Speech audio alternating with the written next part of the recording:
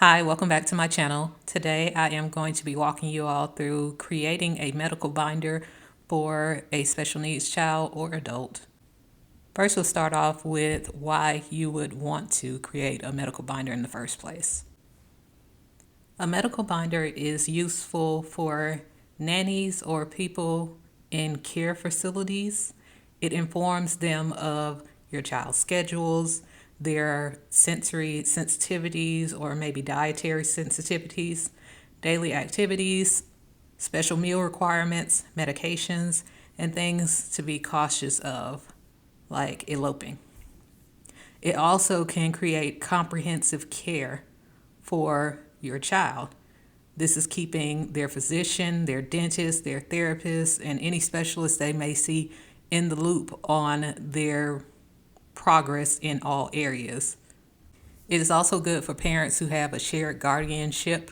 You can just send that book to the other parent when they're with them. The first page you want to have in your medical binder is a table of contents. You know what, let me backtrack. The first page should really be an overview. That overview page is going to give quick notes for anyone who is looking at this at a glance or doesn't have time to read the entire book. So you want to include your child's information, name, date of birth, their diagnosis, and allergies. Basically, any really important notes, you want to put that in the overview page. So after your table of contents comes your first section, which is your contacts section. You want to have all important numbers in here, like the parents or the guardians, secondary emergency contacts like family or close friends in case they cannot get in touch with the parents.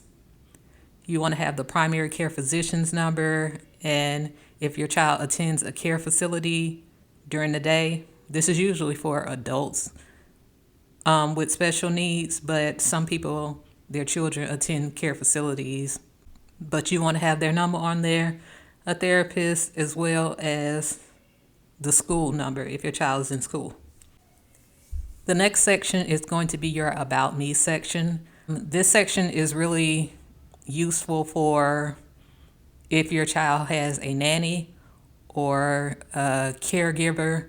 You want to have their name, current photo, their diagnosis, and any allergies. Specifically, you want to let them know about their sensory triggers and how they deal with being overstimulated, some of the coping strategies that they can use for your child. You also want to let them know how your child communicates. If they use a speech device, if they are partially verbal, or if they communicate with sign language, you want to have that in here. And also, it's important to let them know what constitutes an emergency. You've already listed the allergies here, but it doesn't hurt to reiterate that if your child is allergic to strawberries and they ingest something, where is their EpiPen? Or do they need to directly go to the hospital? The second section of About Me should really focus on schedules. Your child's meal times, what they usually eat, if they have a bathroom schedule, there's that, any therapies that they need to go to. And I found it useful to put in here some ideas of where to take them, like to the park or any rewards that they can offer to your child. I also included skills that I'm still working on in this section. An example here would be if your child doesn't know how to put their shoes on by themselves. This would be something that you can include here so that the nanny does not accidentally require something that they aren't capable of doing yet. Now, the third section, I think is best to write it in pencil because these are things that can change often, like recent achievements that your child has had, their favorites, places that they like to go, as well as any lessons that you want your child to be working on, such as shapes, counting to 10, anything like that that you want the nanny to be practicing with your child during their time. The third section in your medical binder should be any official diagnoses that your child has had, be it medical, psychological, or behavioral. You want to have those diagnoses here. These should be copies of the official. Your official, I wouldn't recommend putting it in your medical binder. So for going forward, any documents that you put in your medical binder, they should be copies, and the original should be stored somewhere else. The next section is for medical forms. You want to put any copies of lab results in here, especially abnormal results, your child's immunization records, if they had been hospitalized at some point or gone to an outpatient treatment center. You want to put these here to give a overview of your child's medical history. Any prescriptions that they have taken in the past, you want to log those, as well as the prescribing doctors and if they had any reactions to the medication. This is also a good place to put any legal documents, like a copy of the insurance card.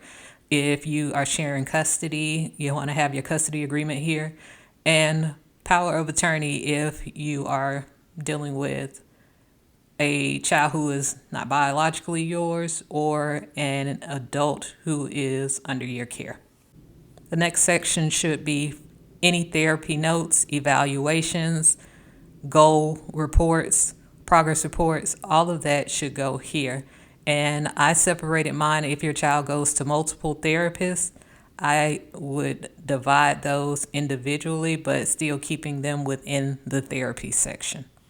And the last section is for IEP or 504 plans. You can keep your IEP reports here, any important teacher's notes, and any documents that track your child's goals within their IEP plan or at school. And the parents' notes section is for parents who take their own notes during IEP meetings, just to recall what was said there, or any goals that they push for their child, or just anything that you found noteworthy during the IEP meeting. Your parents' notes can be included in here as well to cut down on having to rewrite stuff. I would say to include a few pages in the binder and just taking the binder with you to IEP meetings. I recommend keeping a physical as well as a digital medical binder. A physical binder is just going to be easy to grab it if you need to go in a hurry, but the digital backup is going to be for if anything should ever happen to your physical binder. There are free options for a medical binder, like you can use Google Drive or Microsoft OneDrive. I think the only one that is specifically for medical binders is Notion, though. And you should also try to update your binder every 3 months. An updated binder can be so useful and can cut down on so much stress. When my son started going to his different therapies, it was so easy for me to grab my book and hand it over to them and let them make copies of whatever they needed to make copies of. It also came in handy when my husband and I were applying for a government grant for my special needs son. All of his medical history was right there for me to just pull and include in his application. And whenever my sons go to a new doctor, I always bring the medical binder because it lets them know things like my son's sensory triggers so that the doctor is then able to provide the best care for my son. But that is it for this video. If you'd like to download this PDF, it is available at my Etsy shop, the AS Family. But I will see you all in my next video. Bye.